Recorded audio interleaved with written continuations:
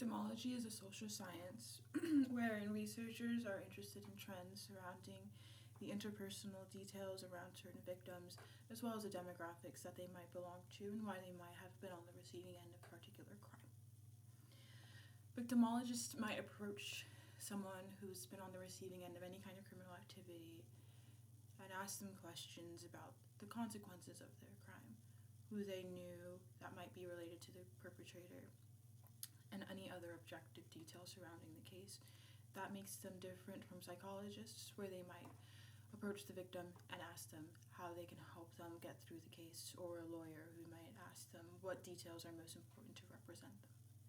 Victimology is really important because it helps us take into consideration all past crimes and the conclusions that we can draw from them, such as how we can best protect ourselves and which populations may have to be extra wary for their own safety.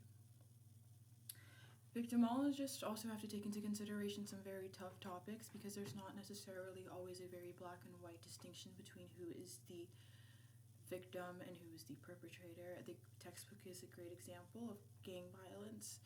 The majority, according to the book, of the shootings actually are between people who have shot or have been shot prior to the shooting that's being acknowledged. So they've already got previous activity in the realm. It's harder to distinguish that versus a kidnapping of a 6-year-old, for example. And that's because emotions are heightened and there are biases and there are all these things. And so victimologists have to pull from psychologists and lawyers and criminologists.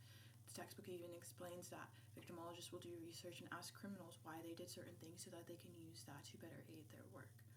Overall, victimology is a vast and important field that helps us better understand how we can protect ourselves and help those who have been victims.